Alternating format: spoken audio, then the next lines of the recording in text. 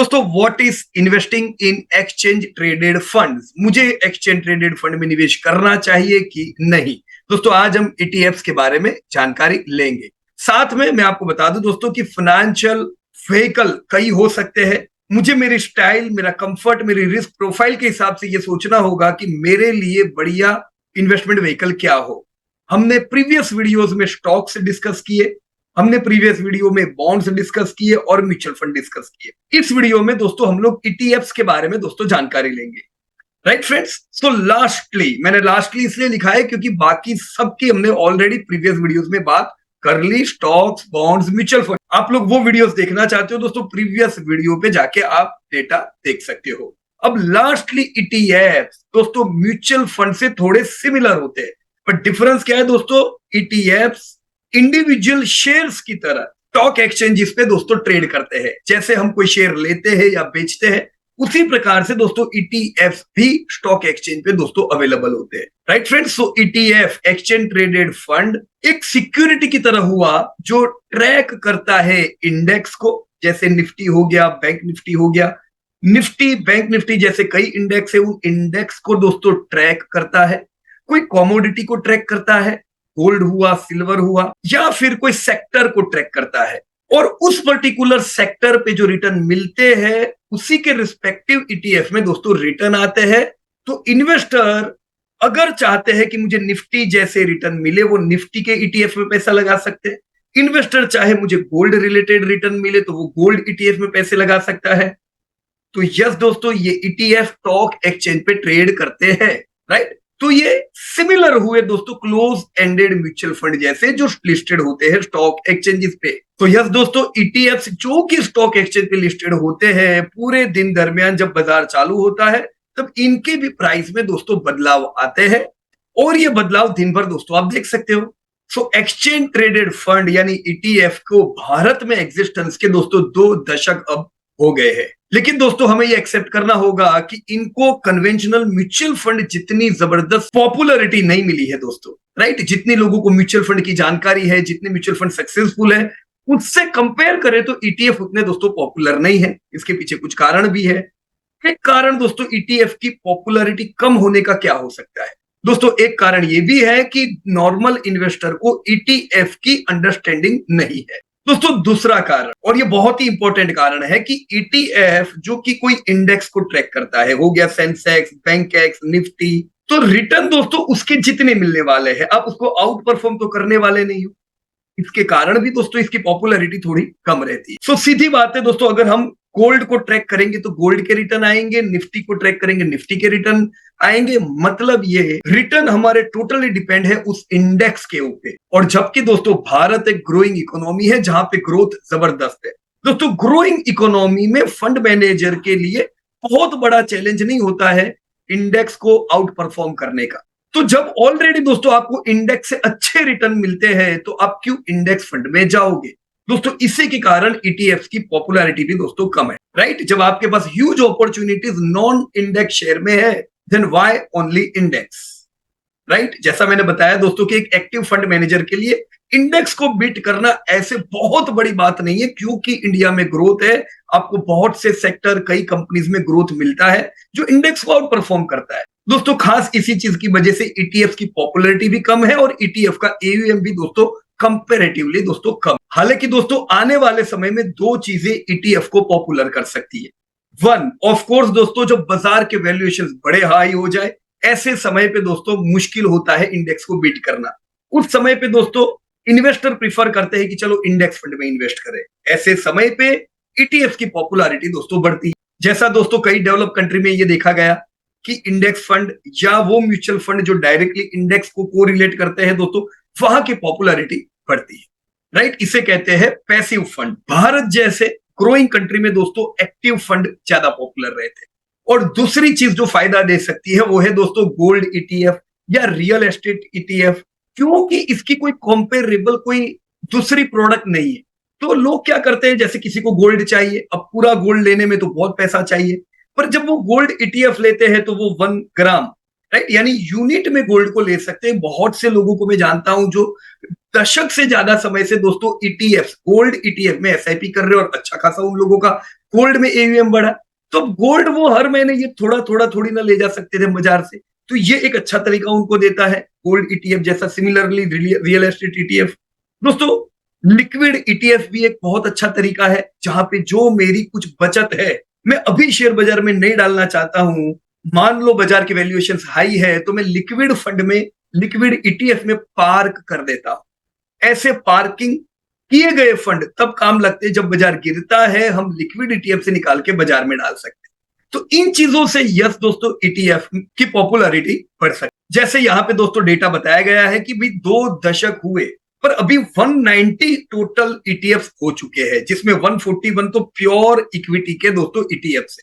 दोस्तों ये सब मिलके करीबन 69 इंडाइसिस ट्रैक करते हैं, जिसमें 55 इक्विटी की हुई और 14 डेप मार्केट की हुई। टोटल एयूएम 6.5 लाख करोड़ का है दोस्तों। देखिए म्यूचुअल फंड का एयूएम 55 लाख करोड़ का है, तो म्यूचुअल फंड के मुकाबले ईटीएफ 10वें भाग पे है। क्यों? मैंने उसके कारण भी दोस्तों आप लोगों को बताया। जो वेरिड चॉइसेस दोस्तों म्यूचुअल फंड में मिलती है वो ईटीएफ में नहीं मिलती है। कुछ चीजें ईटीएफ की है अच्छी, पर उसकी दोस्तों जानकारी नहीं है, राइट। तो इक्विटी का ये 6.5 लाख करोड़ में बड़ा हिस्सा है, 5.3 लाख करोड़। ऑलराइट, मैंने जैसे यहाँ पे बीएसई इंडिया की वेबसाइट से के मार्केट वॉच से ही दोस्तों कुछ ईटीएफ आपके सामने रखे, जैसे निफ्टी 20 हुआ, तो ये क्या है दोस्तों, यहाँ लिखा हुआ अंडरलाइंग एसेट इक्विटी है, यानी ये डायरेक्टली निफ्टी को ट्रैक करेगा।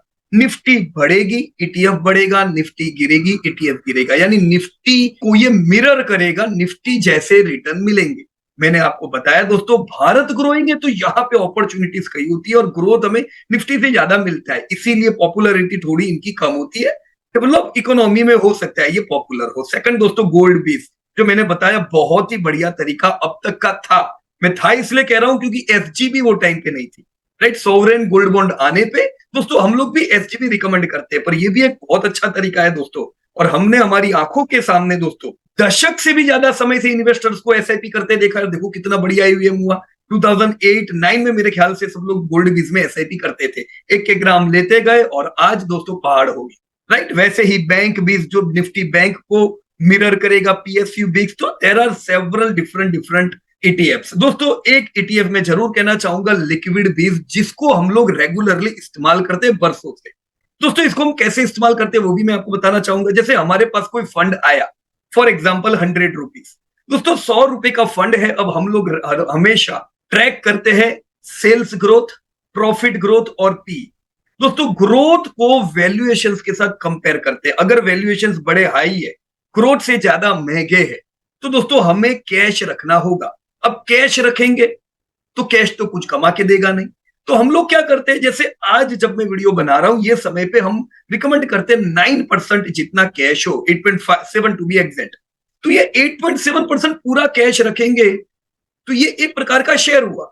जैसे आपके पोर्टफोलियो में कुछ शेयर होंगे जिनका वेटेज हो सकता है 5-6% हो, तो ये लिक्विड बीज भी एक शेयर हुआ जिसको आपने 5-6% वेटेज दिया हुआ है। अब जब बाजार बढ़ रहा होता है तब आपको लगेगा यार शेयर मेरे दौड़ रहे हैं और ये लिक्विड बीज में तो मुझे कुछ मिलता नहीं है, पर ये लिक्विड बीज दोस्तों आपको फिक्स डिपॉजिट से कम और सेविंग से ज्यादा रिटर्न देते हैं। ये काम तब लगता है जब वैल्यूएशन ज्यादा हो और ऐसे समय पे जब बाजार में गिरावट आती है। दोस्तों बाजार गिरता है, मान लो 10-15% की गिरावट आई, तो वो शेयर 20% गिरते हैं, पर वो टाइम पे जो आपका लिक्विड बीज बिल्कुल नहीं गिरता है, इनफैक्ट 4-5% रिटर्न देता है। तो 15% नेगेटिव, 5% पॉजिटिव, इनफैक्ट आपको ये लिक्विड बीज नाम के शेयर ने 20% रिटर्न दिया। काम की चीज है दोस्तों, जितने ज्यादा बाजार चलता जाए पैसा थोड़ा थोड़ा निकाल के लिक्विड बीज में रखे, ताकि लिक्विड बीज भी कुछ कमा के दे और वो कभी नेगेटिव होगा नहीं। जितना दोस्तों पैसा, जितना बाजार गिरता जाए, उतना लिक्विड बीज में से पैसा निकाल के बाजार में डालते जाओ, ताकि गिरे हुए बाजार में आप सस्ते शेयर्स को ले सको। तो हम लोग तो दोस्तों बरसों से लिक्विड बीज को यूज करते हैं, राइट। तो कुछ ईटीएफ्स है जो काम के हैं। मैंने गोल्ड ईटीएफ बताया, मैंने लिक्विड बीज ईटीएफ बताया, ये जरूर दोस्तों इसको काम में ले सकते हो। बाकी डायरेक्ट शेयर्स दोस्तों बढ़िया रहेंगे इंडिया जैसे कंट्री के लिए। ये मैंने आपको लिस्ट ऑफ ईटीएफ, जैसे ये भी आपको एनएससी की वेबसाइट से मैंने लेके बताया हुआ है। ऐसे कई ईटीएफ है दोस्तों, कितने सारे। देखो जैसे ये सब ईटीएफ निफ्टी को ट्रैक करते हैं, निफ्टी 50 को। एसबीआई का निफ्टी 50 ईटीएफ है जिसका एवीएम 2.25 लाख करोड़ का है दोस्तों। यूटीआई का निफ्टी ETF निपुण इंडिया का, तो ये कितने सारे निफ्टी 50 को ट्रैक करने वाले इंडेक्स है। ये कुछ इंडेक्स निफ्टी 100 ESG को ट्रैक करते हैं, निफ्टी IT का, निफ्टी 100, 200 क्वालिटी। तो there are various ETFs which are tracking various indices, right. तो इंडाइसिस हो गई, कमोडिटी हुआ, कहीं पे भी दोस्तों ट्रैक होगा। सो यस दोस्तों, ETF offer the benefit of diversification. देखो डाइवर्सिफिकेशन हुआ कि नहीं, एक तरफ हमने शेयर भी लिए, एक तरफ हमने लिक्विड बीज में भी इन्वेस्ट किया, that's also diversification, right. So it offers the benefit of diversification and at lower expense ratio. दोस्तों ETF एक पैसिव फंड है, ये एक्टिव फंड नहीं है। इसकी वजह से इनके जो एक्सपेंस रेशियो होते हैं वो कम होते हैं। इनके फंड मैनेजर को एक्टिवली मैनेज नहीं करना होता है, सीधे सीधा मिरर करना है, राइट। तो इनकी वजह से भी दोस्तों जो कॉस्ट कॉन्शियस इन्वेस्टर होते हैं उनको ETF अट्रैक्टिव लग सकते हैं, राइट फ्रेंड्स। तो प्रीवियस इतने वीडियोस में दोस्तों हम लोगों ने आपके साथ अलग अलग इन्वेस्टमेंट ऑप्शंस की बातें की। हमने स्टॉक्स यानी शेयर बाजार में पैसा डाल के क्या फायदा हो सकता है बात की, हमने बॉन्ड मार्केट की बात की, हमने म्यूचुअल फंड्स की बात की, हमने ETFs की बात की। दोस्तों इन्वेस्टर को खुद के इंडिविजुअल गोल्स, रिस्क टॉलरेंस और इन्वेस्टमेंट होराइजन के हिसाब से प्रॉपर डाइवर्सिफिकेशन दोस्तों करना चाहिए।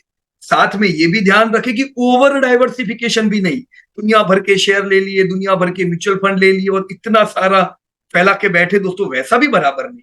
इन्वेस्टमेंट डाइवर्सिफाई रखो पर फोकस भी रखो, राइट। मुझे नहीं लगता है कि अगर आपने अलग अलग शेयर लिए हुए तो फिर आप कोई इंडेक्स का ETF भी लो।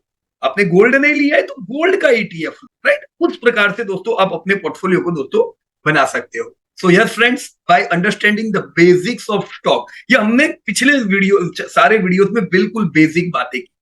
So by understanding the basic of stock, bond, mutual fund and ETF, investors can begin to navigate the complex world of investing with more confidence and clarity. बिल्कुल हाई क्लैरिटी रहनी चाहिए दोस्तों जब हम invest करें, confusion रहना नहीं चाहिए। तो आई होप दोस्तों ये जो पूरी सीरीज थी अलग अलग प्रकार के इन्वेस्टमेंट्स की, ये दोस्तों आप लोगों को जरूर काम लग सकती है। अगर आप भी कोई ETF में निवेश करते हो मुझे इस वीडियो में जरूर बताइएगा कि आपने कौन से ETF में निवेश किया हुआ है। Thank you very much and जय हिंद टू एवरीबॉडी।